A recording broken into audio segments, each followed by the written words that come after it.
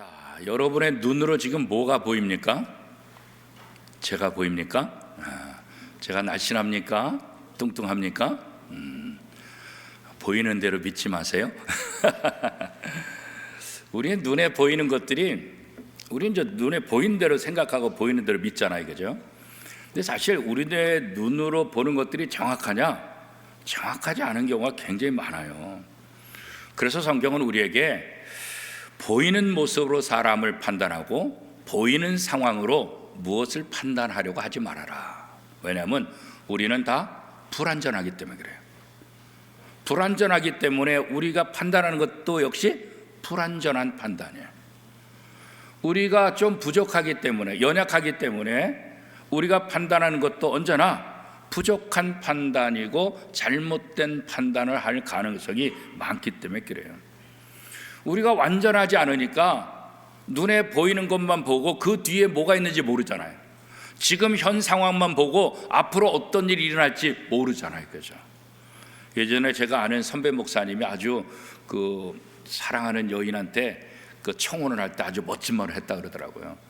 그때 막 폐병도 걸리고 그냥 몸이 너무나 연약하고 비리비리 마르고 막 그랬다 그러더라고요.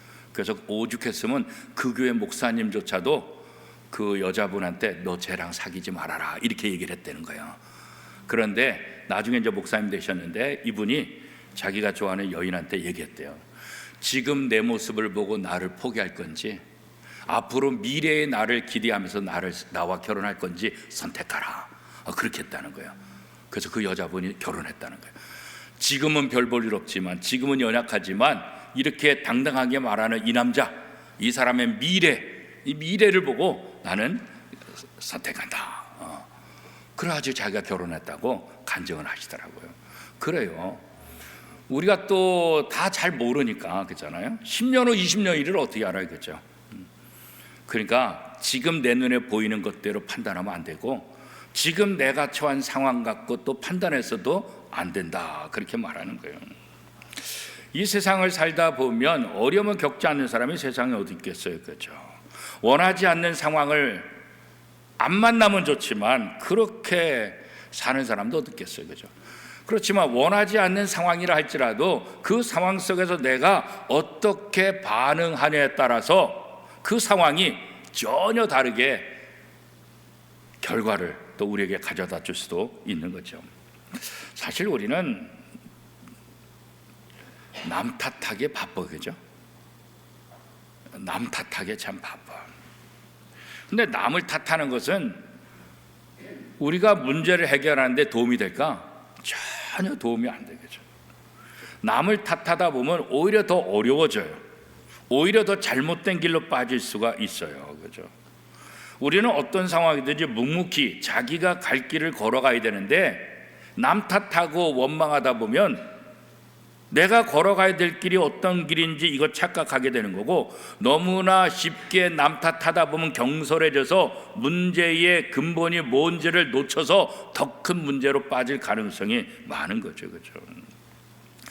옛 속담에 잘 되면 내 덕, 못 되면 조상 탓, 이런 얘기 하잖아요, 그렇죠? 잘 되면 내가 똑똑해서, 아유 우리 조상들하고 나는 달라, 내가 훌륭해서 내가 열심히 해서 이렇게 된 거야. 그래서 조상 탓을 전혀 안 하고 다 내 덕이다, 내가 열심히 노력한 덕이다. 근데 안 되면 다 뭐라 그래요? 다 조상.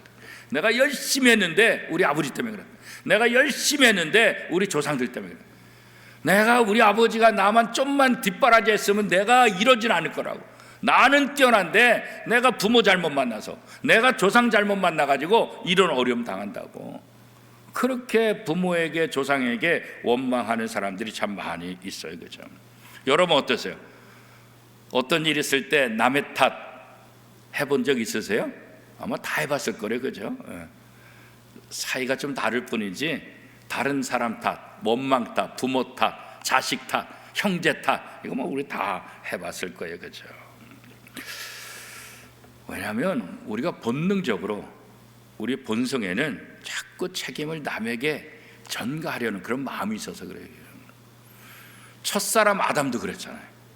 하나님의 형상대로 지음받은 이 첫사람 아담, 그 아담조차도 하와에게, 또 하와는 뱀에게, 그 첫사람들조차도 이미 책임을 전가하고 남의 탓하기 시작했다. 그 첫사람들은 하나님의 형상대로 지음받은 사람도 그런데 죄인으로 태어난 우리는 얼마나 더 그러겠어요, 그죠? 아유, 나는 안 그래, 나는 절대로 그런 일 없어. 그렇지만 이 속에 어딘가는 계속해서 남의 탓을 하고 싶은 그런 마음들이, 이 본성들이 우리 속에 있는 거예요, 그죠? 그런데 이게 더 큰 문제가 뭐냐면, 이게 그냥 일상생활에서 끝나면 괜찮은데 이게 어디까지 가요? 신앙생활에 연결된 거야. 하나님께로 똑같이 연결되는 거야. 하나님께로. 세상에서 남의 탓하던 습관들이 교회 와서도 다른 성도 탓, 하나님 탓, 그렇게 하기 시작하는 거예요, 그죠? 이스라엘 백성들이 그랬잖아요. 좋을 때는 하나님이 최고라고, 하나님이 영원토록 찬양한다고. 그러다 좀만 힘들면 어떻게 해요?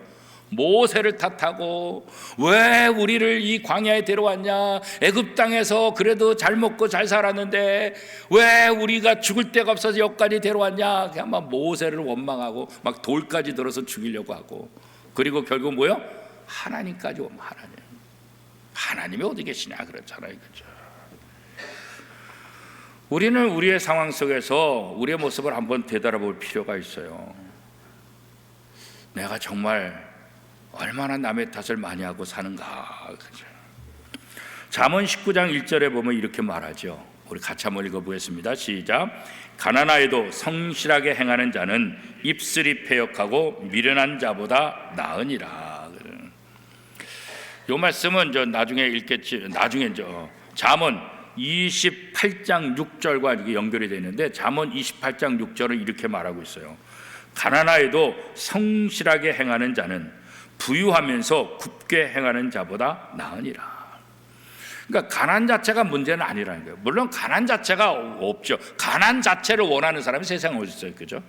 그러나 가난하다고 해서 다 죄를 짓냐? 가난하다고 해서 다 불성실하냐? 가난하다고 해서 다 문제 있는 사람이냐? 절대 그렇지 않다는 거예요. 가난하면서도 성실한 사람이 그런가 하면 부유하면서도 이 나쁜 사람들이 많이 있다는 거예요. 부유하면서도.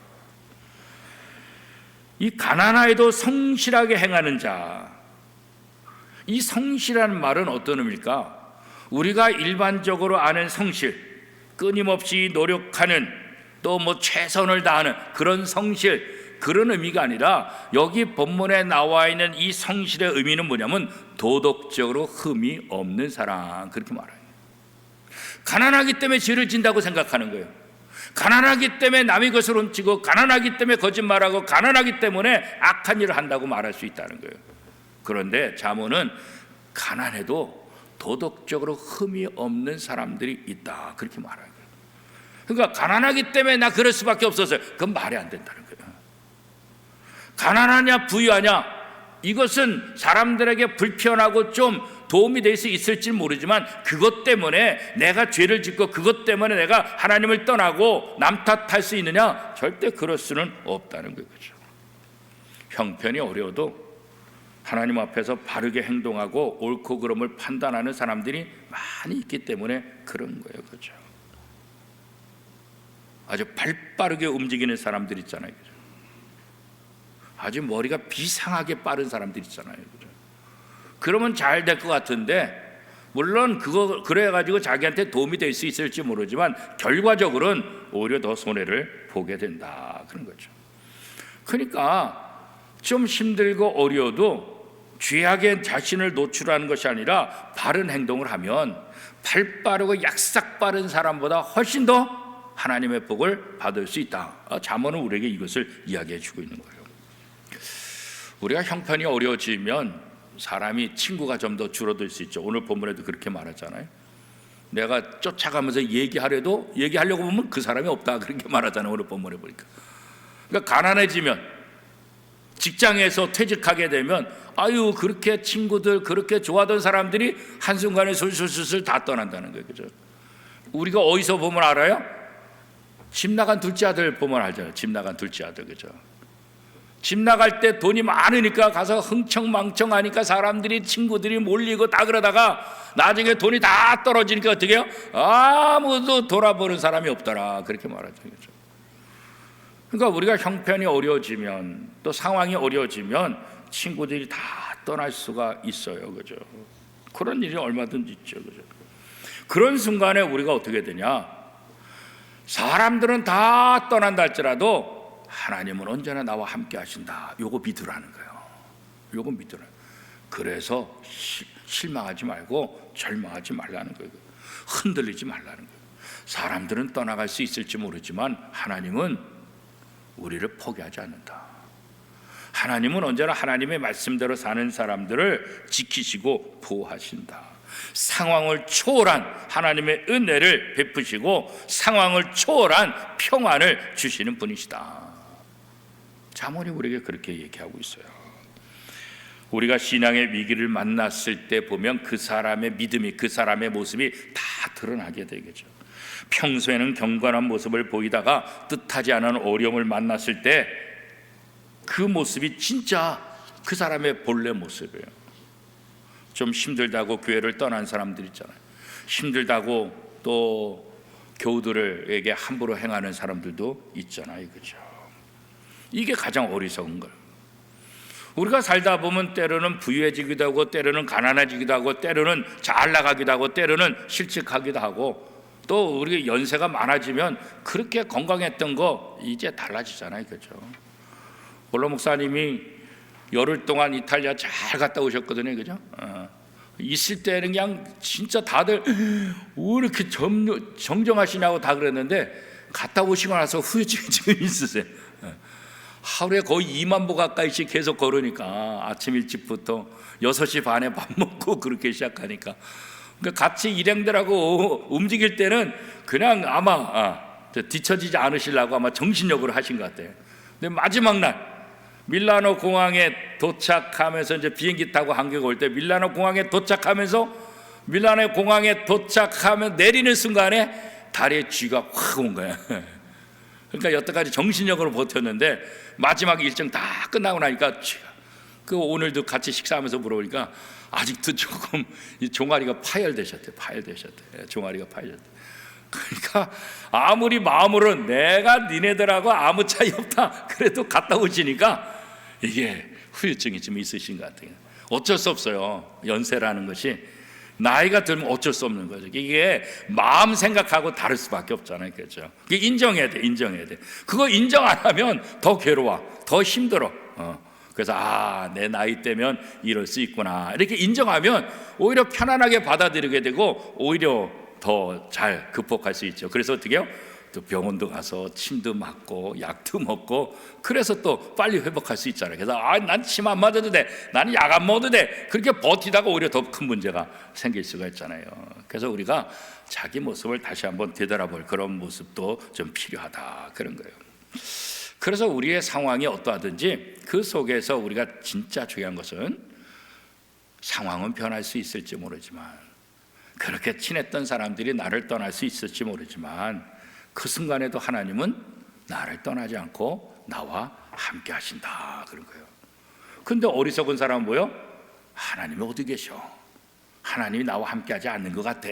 그리고 믿음 생활을 중단하거나 하나님께 기도하는 것을 포기하거나 예배당에 올라오는 것을 포기하는, 이것이야말로 진짜 가장, 친구를 잃은 것보다 재산을 잃은 것보다 환경이 어려워진 것보다 진짜 더 손해는 하나님을 멀리하는 것이 진짜 실패고 진짜 어리석고 진짜 손해다, 그렇게 말하는 거예요. 그래서 우리가 하나님을 떠나는 것, 어떤 상황이든지 하나님을 떠나지 않도록 우리가 이거 기도해야 돼요. 왜냐하면 갑자기 어려운 날 닥치면 우리도 우리 마음을 잘 다잡을 수가 없잖아요. 그러니까 평상시에 기도를 해야 돼요. 하나님, 어떤 순간이 와도 제가 하나님 떠나지 않게 해주세요. 어떤 순간이 와도 제가 하나님 붙잡게 해주세요. 늘 그렇게 기도해야 돼요. 늘 그렇게 늘 기도하고 무의식 속에도 내가 어떤 상황 속에서도 하나님을 찬양하고 하나님을 의지하겠다. 무의식 속에서도 그렇게 나와야 돼. 치매가 걸리는 한순간에도 내 그런 상황 속에서도 하나님을 내가 붙잡고 하나님을 의지하겠다, 이 말이 나올 정도로 평상시에 우리가 꾸준하게 그렇게 훈련을 해야 되는 거예요. 그럴 때 하나님이 주시는 위로를 우리가 얻게 되고 환난과 어려움 속에서도 초월적인 하나님의 평강을 우리가 누릴 수 있게 된다는 거예요. 그렇죠? 그래서 신앙생활을 하는 사람들은 어떤 상황이 있든지 늘 바르게 말해야 돼. 진리를 말해야 돼. 내가 바르게 말한다고 해서 손해를 본다 할지라도 그걸 왜곡시키면 안 돼. 언제나 하나님의 말씀 앞에 바르게 말하고 또 바르게 판단하는 거, 이거 굉장히 중요한 거예요. 그렇죠? 근데 사람들은 자기 이익 앞에 자꾸 진실을 왜곡시키는 거예요. 그죠? 이거 좀 보태기도 하고 거짓말을 만들기도 하고, 그렇죠? 소설을 쓰기도 하고. 왜? 자기 이익 때문에 그런 거예요. 자기. 그래서 그것 때문에 그 문제가 해결되고 그것 때문에 그 상황을 피할 수 있을지는 몰라.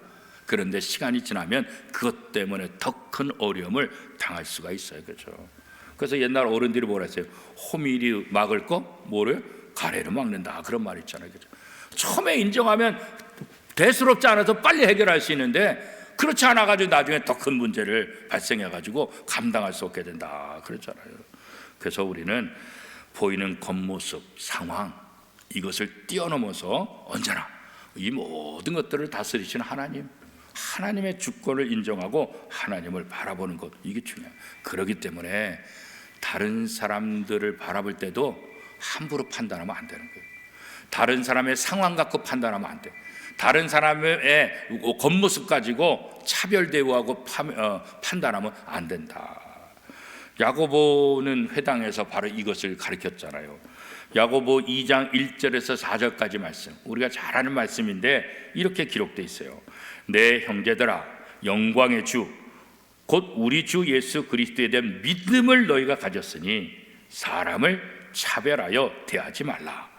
만일 너희 회당에 금가락지를 끼고 아름다운 옷을 입은 사람이 들어오고 또 남루한 옷을 입은 가난한 사람이 들어올 때에 너희가 아름다운 옷을 입은 자를 눈여겨보고 말하되 여기 좋은 자리에 앉으소서 하고 또 가난한 자에게 말하되 너는 거기 서 있든지 내 발등상 아래에 앉으라 하면 너희끼리 서로 차별하며 악한 생각으로 판단하는 자가 되는 것이 아니냐.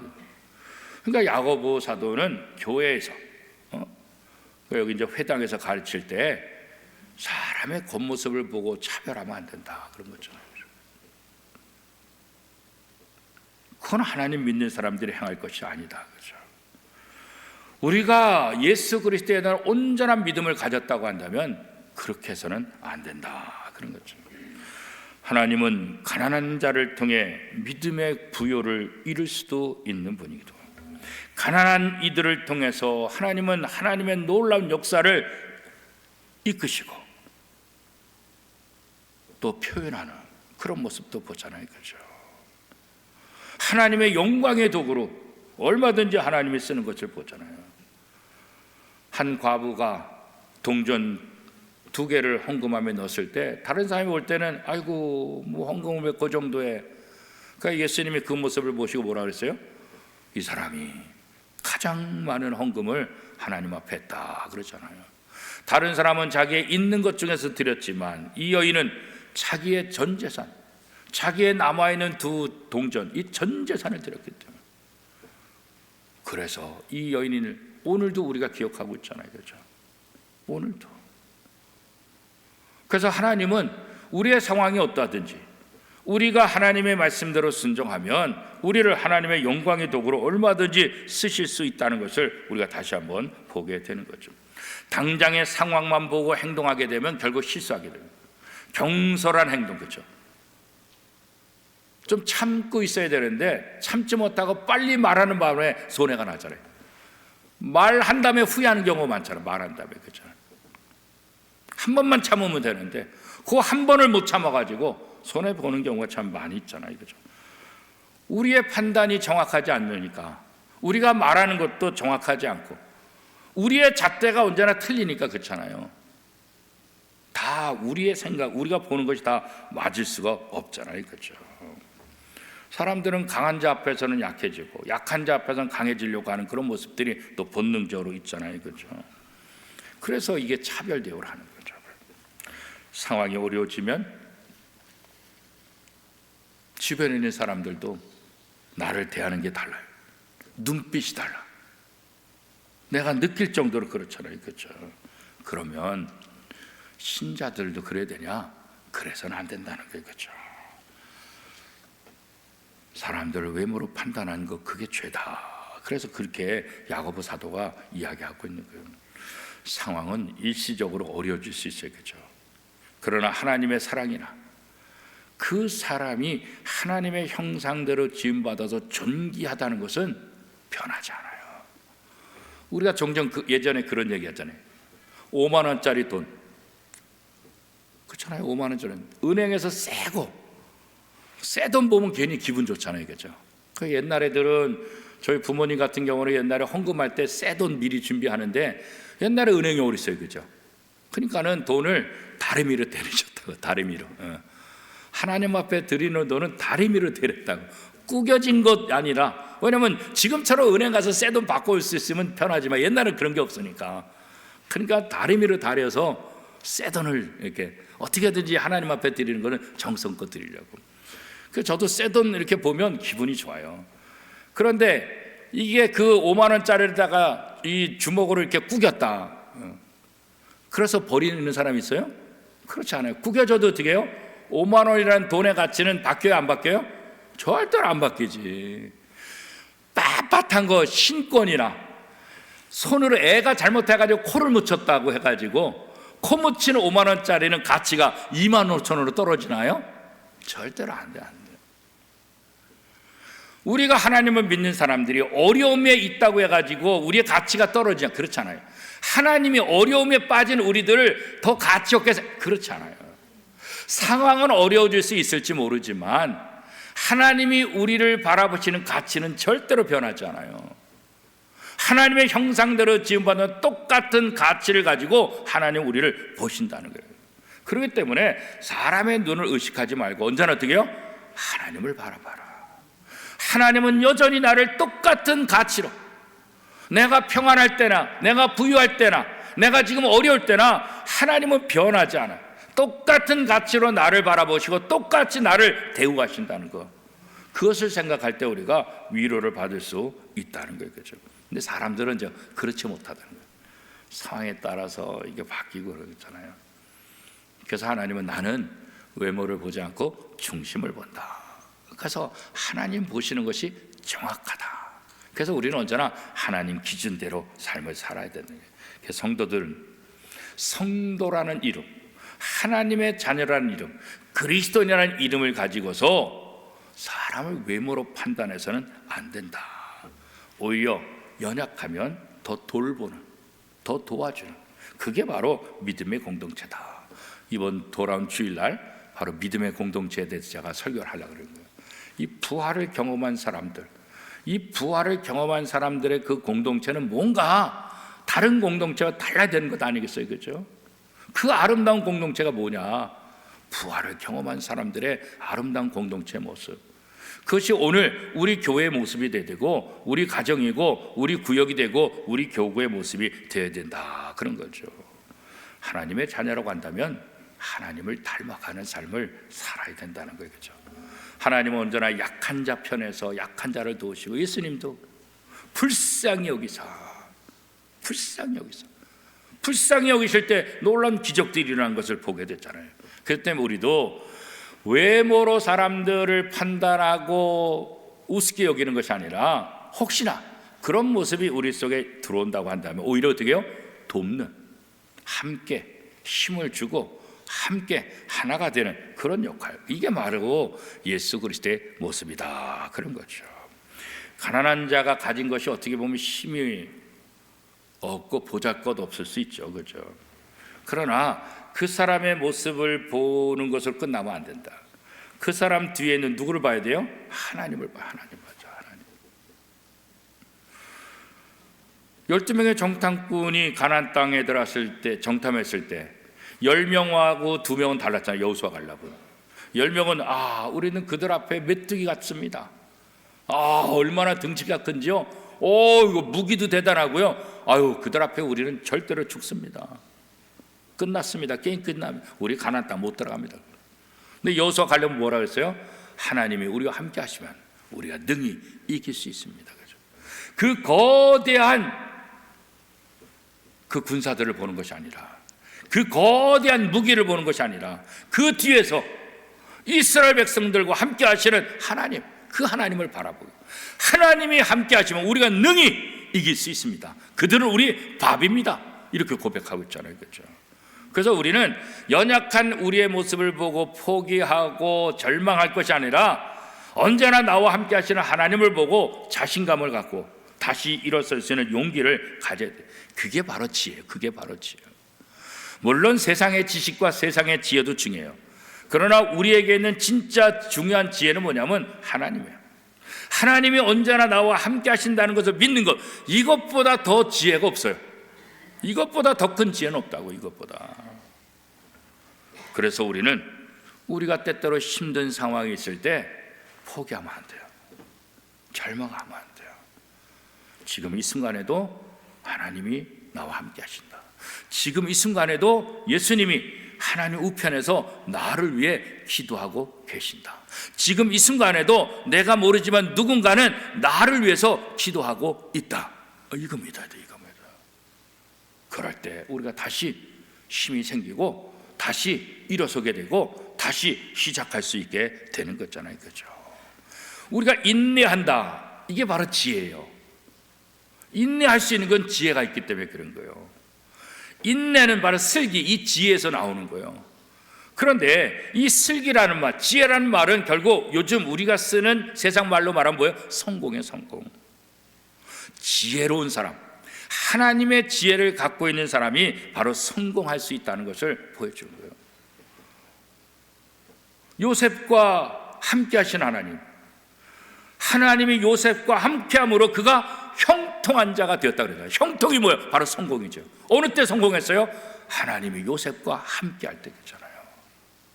하나님의 지혜를 갖고 있을 때 우리가 성공할 수 있는, 하나님의 지혜를 갖고 있으니까 우리가 인내할 수 있게 된다는 거죠. 그래서 진정한 성공은 어디서 오냐? 바로 이 지혜, 하나님의 지혜를 통해서 오는 거다, 그런 거죠. 그래서 이 지혜로운 사람은 언제나 하나님이 나와 함께 하신다, 이거 믿기 때문에 하나님이 나와 함께 하신다, 이것을 믿고 일하는 사람을 이길 수가 없는 거예요. 이길 수가 없는 거예요. 미련한 자는 뭐예요? 당장 눈앞의 상황, 눈앞에 보이는 것고 판단하고 함부로 돼 나중에 뒤통수 맞게 되는 거 많이 있잖아요. 그렇죠? 아브라함의 조카 롯도 지금 당장 눈앞에 좋은 거 선택했다가 나중에 다 그냥 불심판을 당했잖아요. 그렇죠?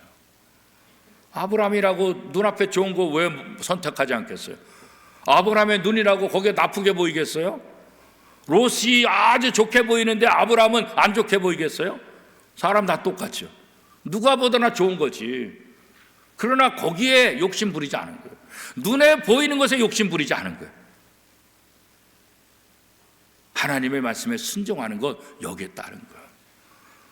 조카 롯이 그쪽 선택하면 그 주고 나는 이쪽 하겠다.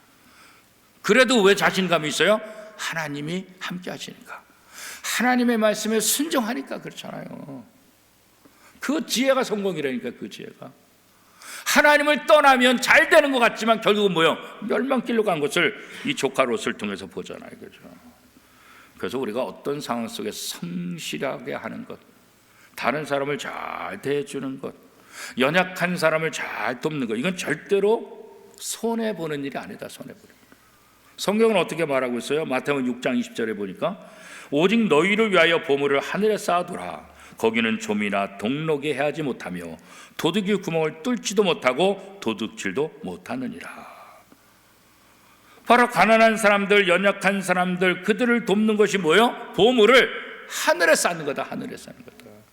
이 땅에 쌓으면은 어느 순간에 다 없어져요. 내가 죽으면 아무것도 못 찾아요. 그렇죠?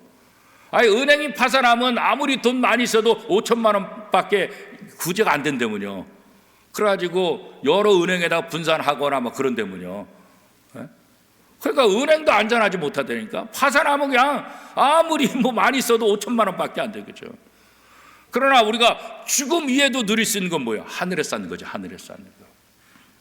그런데 바로 연약한 사람들, 가난한 사람들, 힘없는 사람들, 도움이 필요한 사람들, 그런 사람을 돕는 것이 결국 뭐예요? 하늘의 보물을 쌓는 거. 하늘에.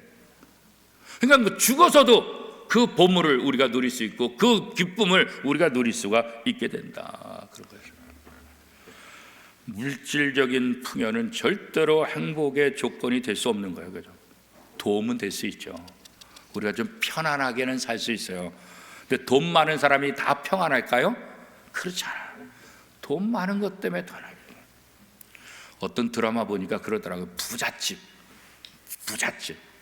부잣집 장례식장 가면은 슬퍼하는 모습이 없대. 서로 싸우고 있대. 재산 때문에 지금 뭐 변호사 와 있고, 그러니까 부모님 장례는 관심이 없대. 예. 그러니까 서로 변호사 대동해가지고 누가 더 많이 갔느냐, 어떻게 할 거냐, 그거 싸우고 있대. 근데 가난한 집 장례식 가니까 부모가 돌아가셨다고 그렇게 슬퍼하며 그렇게 울고 있더라는 거예요. 그죠? 돈이 많다고 평안하지가 않아요. 편할 수 있는. 비싼 옷 입을 수 있고, 비싼 음식 먹을 수 있고, 비싼 집에 살 수 있고, 비싼 데 다닐 수도 있어요. 그러나 그 편함이지 그건 평안이 아니잖아요. 평안이. 하나님이 진짜 우리에게 주시고자 하는 건 뭐예요? 편안한 것이 아니라 뭐예요? 평안을 내가 주는. 세상이 줄 수 없는 평안을 내가 너에게 주노라. 그렇잖아요. 그게 바로 하나님의 지혜로부터 얻는 거라는 거예요. 물론 편하기도 하고 평안함은 훨씬 좋죠. 누가 그거 나쁘겠어요. 그죠? 그러나 편하지 못하다고 해서 내가 평안할 수 없다, 그 생각은 하지 말아요. 내가 편하지 못할 수는 있을지 모르지만 하나님이 주시는 평안을 내가 누릴 수 있다. 그죠? 그게 바로 믿음의 사람들이 해야 돼요. 그렇기 때문에 우리는 어떤 상황 속에서도 다른 사람을 축복하는 그런 준비가 필요해요. 하나님이 우리에게 축복권을 줬잖아요. 모든 사람, 이제 예수 믿는 모든 사람이 다 제사장이다 그랬죠. 제사장. 하나님 앞에 직접 나가서 기도할 수 있는 거예요. 다른 사람에게 축복할 수 있는 그런 권한이 우리 속에 있는 거예요. 그래서 우리는 어떤 순간에든지 다른 사람을 축복해요. 그래서 목사가 되어서 가장 좋은 점 중에 하나가 뭐냐? 다른 사람들을 많이 축복해 줄 수 있는 게 이게 아주 좋은 거예요. 예. 여러분은 축도 못 하잖아요. 그죠? 물론 그렇다고 해서 축복도 해주시면 축도는 못 하잖아요. 그죠? 목사는 어떻게든지 여기저기 가서 공식적으로 모든 사람 앞에 축복해주는 그런 특권을 갖고 있잖아요. 그죠? 결혼식장에 가든지 장례식장에 가든지 어디 가든지 축복해주는 권한이 있잖아요. 그죠? 이게 참 감사한 거죠. 그런데 축도가 아니라 할지라도 뭐 유치원 애들은 집에 가서 다 이렇게 한다면요. 목사님이 그렇다고 해서 유치원 우리 다 축복했을 수 있잖아요. 이 축도는 못할지 모르지만 이거나 뭐 축복기도 하는 거랑 무슨 차이가 있겠어요, 그죠? 모든 사람은 축복할 수 있는 특권을 주셨잖아요, 그죠? 그럼 가급적 다른 사람들에게 많이 축복해 주는 거. 그게 바로 하늘에 쌓는 거다. 하늘에 쌓는 거다. 다른 사람을 살리는 거, 다른 사람을 도와주는 거, 다른 사람들을 생기를 불어넣는 거, 그게 바로 우리가 해야 되는 거예요. 지난주에 설교할 때 우리가 부활의 빛, 이 빛을 먼저 나에게 비춰서 내가 새 사람 되었음을 알게 되고 세상을 비춰라, 어둠에 비춰라. 그래서 생기를 줘라, 다시 일어서게 하라. 부활하신 주님이 절망 속에, 좌절 속에 도망자로 실패자로 살고 있는 제자들에게 부활의 비춤을 통해서 어떻게 다시 일어서서 복음을 들고 목숨을 걸고 복음을 전하는 그런 제자들 변화됐잖아요. 우리가 부활의 빛을 경험했으니까 우리의 삶 속에서 그 부활의 빛을 비추는 거죠. 그게 바로 하나님을 사랑하는 거잖아요. 그죠? 사랑하는 성도 여러분, 우리가 잠언 19장 17절 말씀, 이 말씀 우리가 분명히 기억해야 돼요. 자, 17절 말씀 같이 읽겠습니다. 시작. 가난한 자를 불쌍히 여기는 것은 여호와께 구워 드리는 것이니 그의 선행을 그에게 갚아 주시리라. 그거죠. 아니, 우리가 어떻게 하나님 앞에 구워줄 수가 있어요, 그죠? 하나님은 부족함이 없는데 하나님 제가 한번 꿔드릴게요. 그러면 야 관둬라. 우리가 어떻게 하나님을 꿔드려요? 여러분이 부자한테 가가지고 내가 돈 꿔줄게 그러면 아유 참 가소롭네. 돈이 얼마 있어요? 내가 꿔줄게요. 그러지 않겠어요? 세상 부자들한테 가면 내가 돈 꿔준다면 누가 그러겠어요? 아유 당신이나 쓰세요. 그렇죠. 그런데 우리는 하나님 앞에 꿔줄 수 있는 그런 기회가 있다는 거예요. 하나님 앞에 꿔줄 수 있는. 하나님 앞에 꽂으면 이게 부도날 이유가 없잖아요. 하나님은 가장 최고의 부자신데. 그런데 성경은 바로 하나님 앞에 꽂는 방법이 뭐냐, 우리가 하나님 나라 가서 그것을 누리 쓰는 방법이 뭐냐, 가난한 자들을 불쌍히 약한 자들을 도와주는 것, 이게 바로 하나님께 꽂는 거다. 그래서 성경은 내 이웃을 내 몸과 같이 사랑하라 이렇게 말하는 거예요. 그것은 손해보는 것 같지만, 억울한 것 같지만 그게 아니라 그게 진짜 너를 살리는 거다. 그게 너를 진짜 부자로 만드는 거다. 그게 너가 진짜 하나님 나라 가서 복받는 길이다 이렇게 말씀하고 있는 거예요. 그래서 우리가 이 땅에서 진짜 지혜는 뭐냐, 하나님께 꽂는 삶을 사는 거예요. 행복의 비결은 다른 것 아니에요. 행복을 여는 지혜, 그 지혜는 뭐예요? 하나님의 말씀에 순종하는 거예요. 그죠? 하나님의 말씀. 그리고 사람을 외모로 판단하지 않고 언제나 하나님이 나와 함께 하시다 믿고 그 하나님을 의지하며 나갈 때 바로 그 지혜가 우리에게 행복을 가져다 주고 평안을 가져다 준다.